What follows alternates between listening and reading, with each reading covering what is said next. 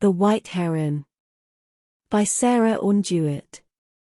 The forest was full of shadows as a little girl hurried through it one summer evening in June. It was already 8 o'clock and Sylvie wondered if her grandmother would be angry with her for being so late. Every evening Sylvie left her grandmother's house at 5:30 to bring their cow home. The old animal spent her days out in the open country eating sweet grass. It was Sylvie's job to bring her home to be milked. When the cow heard Sylvie's voice calling her, she would hide among the bushes.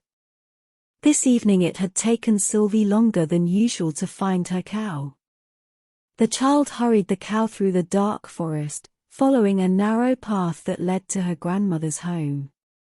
The cow stopped at a small stream to drink.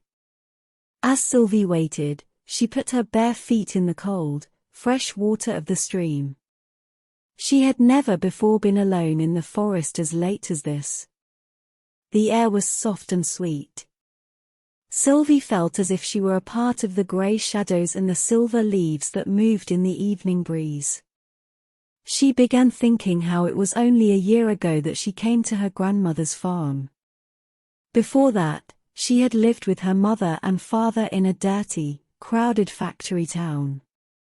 One day, Sylvie's grandmother had visited them and had chosen Sylvie from all her brothers and sisters to be the one to help her on her farm in Vermont. The cow finished drinking, and as the 9-year-old child hurried through the forest to the home she loved, she thought again about the noisy town where her parents still lived. Suddenly the air was cut by a sharp whistle not far away. Sylvie knew it wasn't a friendly bird's whistle.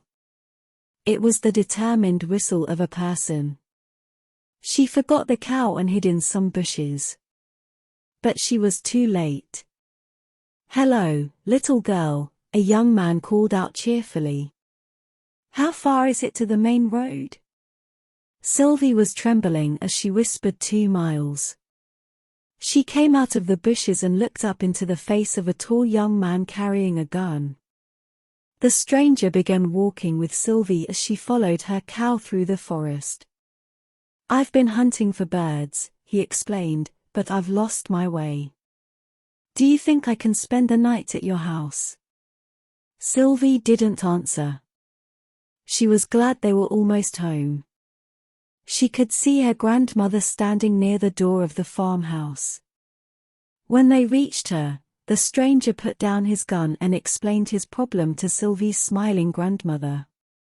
"Of course you can stay with us," she said. "We don't have much, but you're welcome to share what we have. Now Sylvie, get a plate for the gentleman." After eating, they all sat outside. The young man explained he was a scientist, who collected birds. "Do you put them in a cage?" Sylvie asked. "No," he answered slowly, "I shoot them and stuff them with special chemicals to preserve them. I have over 100 different kinds of birds from all over the United States in my study at home." "Sylvie knows a lot about birds, too," her grandmother said proudly. "She knows the forest so well, the wild animals come and eat bread right out of her hands. So Sylvie knows all about birds." "Maybe she can help me then," the young man said. "I saw a white heron not far from here 2 days ago. I've been looking for it ever since. It's a very rare bird, the little white heron. Have you seen it, too?" he asked Sylvie. But Sylvie was silent. "You would know it if you saw it," he added. "It's a tall, strange bird with soft white feathers and long thin legs. It probably has its nest at the top of a tall tree." Sylvie's heart began to beat fast. She knew that strange white bird. She had seen it on the other side of the forest. The young man was staring at Sylvie. "I would give $10 to the person who showed me where the white heron is." That night Sylvie's dreams were full of all the wonderful things she and her grandmother could buy for $10. Sylvie spent the next day in the forest with the young man. He told her a lot about the birds they saw. Sylvie would have had a much better time if the young man had left his gun at home. She could not understand why he killed the birds he seemed to like so much. She felt her heart tremble every time he shot an unsuspecting bird as it was singing in the trees. But Sylvie watched the young man with eyes full of admiration. She had never seen anyone so handsome and charming. A strange excitement filled her heart, a new feeling the little girl did not recognize, love. At last evening came. They drove the cow home together. Long after the moon came out and the young man had fallen asleep, Sylvie was still awake. She had a plan that would get the $10 for her grandmother and make the young man happy. When it was almost time for the sun to rise, she quietly left her house and hurried through the forest. She finally reached a huge pine tree, so tall it could be seen for many miles around. Her plan was to climb to the top of the pine tree. She could see the whole forest from there. She was sure she would be able to see where the white heron had hidden its nest. Sylvie's bare feet and tiny fingers grabbed the tree's rough trunk. Sharp dry branches scratched at her like cat's claws. The pine tree's sticky sap made her fingers feel stiff and clumsy as she climbed higher and higher. The pine tree seemed to grow taller, the higher that Sylvie climbed. The sky began to brighten in the east. Sylvie's face was like a pale star when, at last, she reached the tree's highest branch. The golden sun's rays hit the green forest. Two hawks flew together in slow-moving circles far below Sylvie.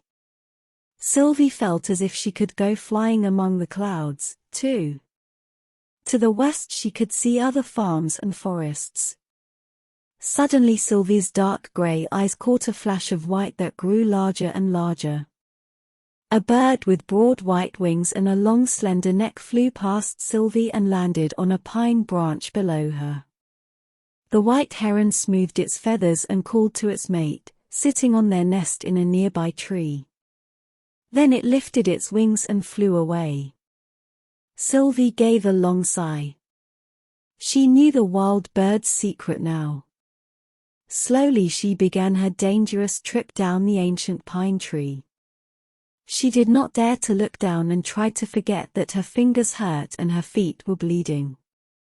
All she wanted to think about was what the stranger would say to her when she told him where to find the heron's nest.